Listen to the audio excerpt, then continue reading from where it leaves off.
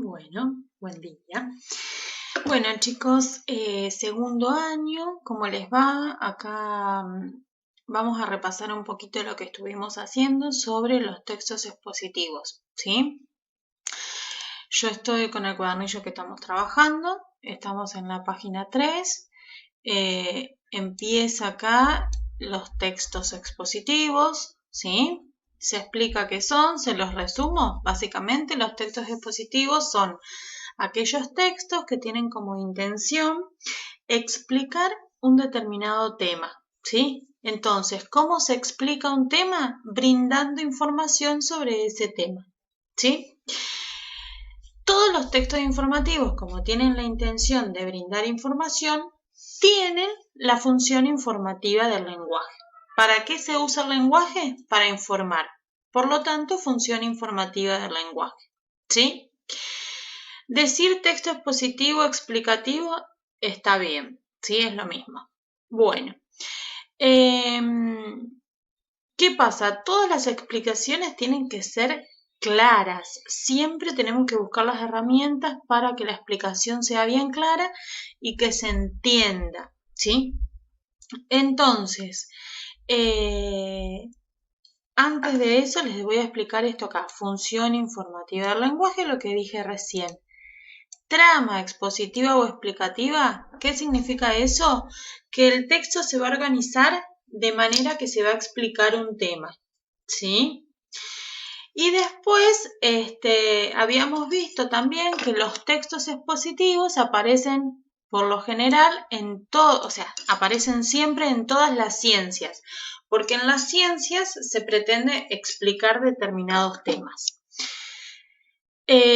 No todas las explicaciones son iguales. ¿Por qué? Porque no es lo mismo explicar, como dice acá, la Revolución de Mayo que explicar la estructura de un átomo, ¿sí? De hecho, si ustedes se ponen a pensar, no explica de la misma manera la profe de matemática que la profe de historia, ¿sí? ¿Por qué no explica de la misma manera? Porque los temas que explican, si bien ambos son temas científicos, no son los mismos temas, ¿sí? Bueno, después características de los textos que están acá, ustedes los pueden leer. Y ya nos fuimos a la actividad número 1, que hicimos el texto de los flamencos, que en realidad eso es el trabajo práctico número 3 que ustedes hicieron. Después de eso, lo que yo les quería explicar es esto.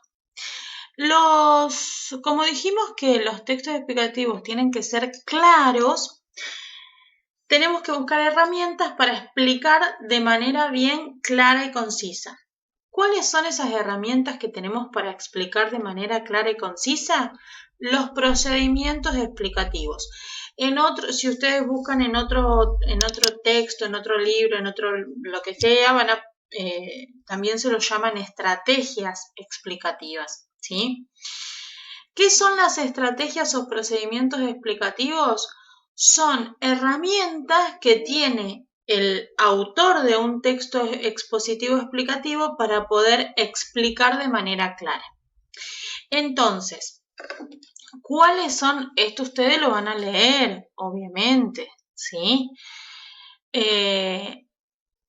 Entonces, estas estrategias o estos procedimientos son los que sirven para hacer la explicación bien clara. No sé qué les iba a decir. Bueno, y que los usa el autor, obviamente, para que el lector entienda mejor. Primer procedimiento, la definición, ¿sí? ¿Qué es la definición? Dice, proporciona al lector el significado específico de un término y describe las características distintivas del elemento definido. Básicamente es brindar el significado de un término que el autor entiende que el lector puede que no lo entienda. Entonces le doy el significado para que él me entienda más rápido y yo ser más claro. Segundo procedimiento, la ejemplificación. consiste en presentar un caso particular o concreto para aclarar una idea muy compleja o abstracta que fue expuesta anteriormente. Yo doy un término, doy una idea y me parece que el lector no la va a entender, le doy un ejemplo para que sea más claro, ¿sí? Para que lo entienda más fácil. Reformulación o paráfrasis. La reformulación es básicamente reformular, volver a decir algo, ¿sí? Yo estoy haciendo un texto y considero que lo que menciono puede llegar a ser complejo para el receptor. Entonces se lo vuelvo a decir con otras palabras mucho más claras. Y el último procedimiento o estrategia que estamos viendo es la analogía. La analogía es comparar dos situaciones que son similares. Una situación es un poco más complicada, entonces, ¿qué hago? La comparo con otra situación más fácil para que el lector pueda comprenderme, ¿sí? ¿Qué es lo que me faltó explicar en cuanto a esto de los procedimientos? Que existen marcadores, ¿sí? En realidad se llaman marcadores lingüísticos. Son palabritas o frases que yo uso para poder introducir en el texto ese procedimiento que estoy usando. Por ejemplo, ¿cuáles son los marcadores de la definición? Yo puedo decir, ¿sí? El verbo ser conjugado en tercera persona, que eso significa es. Por ejemplo, el lápiz es, y digo la definición. Se llama lápiz y digo la definición. Se denomina lápiz, y digo la definición, ¿sí? Esos son los marcadores de la definición. ¿Cuáles son los marcadores de la ejemplificación? Palabritas que me sirven para introducir un ejemplo. Obviamente, por ejemplo, a modo de ejemplo, un ejemplo de, ¿sí? Eso los van a leer ahí. ¿Cuáles son los marcadores de la reformulación? Cuando yo vuelvo a decir algo, ¿con qué palabritas lo puedo introducir a esa reformulación en el texto?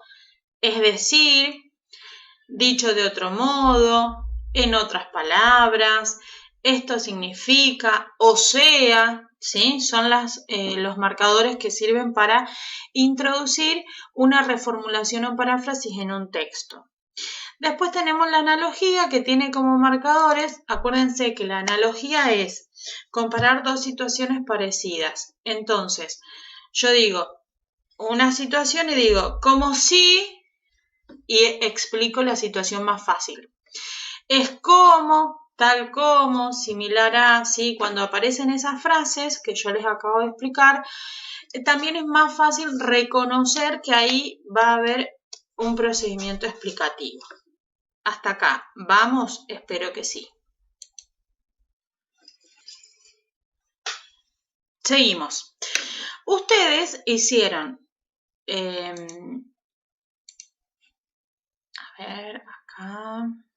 hicieron el trabajo práctico número 4, consistía en hacer las actividades 2, 3, 4, 5 y 6 del cuadernillo. Hasta ahí llegamos a la página 7, ¿sí? Ahora bien, con todo eso que yo les expliqué, vamos a hacer el trabajo práctico número 5, que se llama Leemos textos expositivos. Y ustedes tienen acá un texto que se llama Un tesoro de cuentos. Este texto explica un poco quiénes fueron y cómo fue la vida de los hermanos Grimm. Les cuento rapidito. Los hermanos Grimm son dos hermanos, obviamente, que vivieron en el 1800 y que ellos se encargaron de recopilar todos los cuentos maravillosos. ¿Cuáles son los cuentos maravillosos? Los clásicos y los que después Disney usó para hacer un montón de de películas y demás. Por ejemplo, Caperucita Roja, Hansel y Gretel, ¿qué más? La Cenicienta, todos esos son cuentos maravillosos que se contaban de manera oral, ¿sí? Por muchísimo tiempo. Entonces ellos es como que empezaron a escribirlos para que quede un registro de todos esos cuentos, ¿sí? Bueno, este texto que está acá, este texto ustedes lo van a leer, lo van a comprender y van a hacer las actividades que están acá. Actividad 7.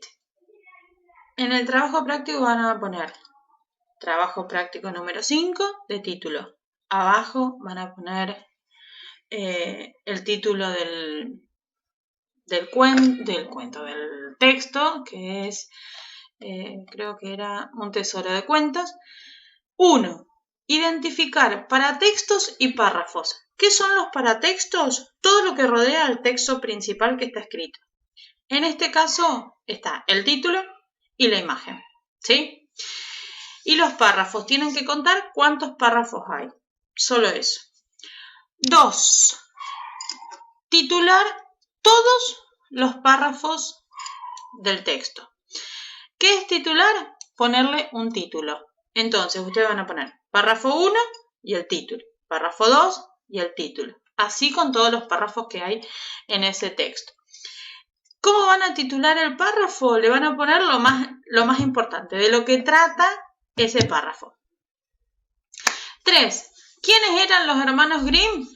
En base a lo que leen van a poner, pero es un poco lo que yo les dije. ¿Dónde y cuándo nacieron? Ese dato está en el texto. ¿Cuáles fueron las ocupaciones, oficios o profesiones de su vida? Ellos antes de dedicarse a la literatura, de recopilar todos estos textos, se dedicaron a otra cosa. Está en el texto, lo tienen que responder. 6. Busquen en el diccionario las palabras indicadas en negrita. Las que están más resaltadas son palabras que puede que no conozcan, las van a buscar en el diccionario y van a poner el significado, obviamente. 7. Explicar qué función cumple el adverbio respectivamente subrayado en el texto. Espérenme un segundo. Bueno, sigo. 7. Explicar qué función cumple el adverbio respectivamente. Respectivamente, ¿qué significa? Ustedes van a poner, tiene que ver con el orden de lo que se está hablando, ¿sí? 8. ¿Cuáles fueron algunas de sus obras mencionadas en el texto? Ustedes van a poner qué cuentos recopilaron ellos. Después, 9. Ordenen y completen los hechos principales en la siguiente cronología. Ahí ustedes tienen diferentes años que están desordenados, ¿sí? Entonces ustedes, 1863, 1796, obviamente que lo tienen que ordenar. Entonces primero van a poner el 1786 que está acá abajo, ¿sí? Después van a poner el año que sigue, después sucesivamente hasta completar todo. Ponen uno debajo de otro, uno en cada renglón, ¿sí? Y al lado le van a poner qué pasó ese año. Dijimos que el primero era este, 1786. ¿Qué pasó en ese año? ¿Sí? Está en el texto. Si hay algo que está en el año, ustedes se tienen que dar cuenta qué pasó ahí. Está, pero todo está en el texto. Y la última dice, expliquen el título en relación con el contenido del texto. El texto se llama Un tesoro de cuentos. ¿Por qué le puso el autor ese texto si es un texto que habla de los hermanos Grimm? ¿Qué significa un tesoro de cuentos en este texto? ¿Estamos? Lo hacen y me lo entregan. Yo ahora les voy a dejar todos los datos. Bueno chicos, espero que me hayan entendido. Si no me entienden, obviamente que me pueden mandar un mensaje para poder preguntármelo aquello que no entendieron y yo se los vuelvo a explicar. ¿Sí? Les mando un beso, espero que estén bien, hay que cuidarse mucho. Besos a todos.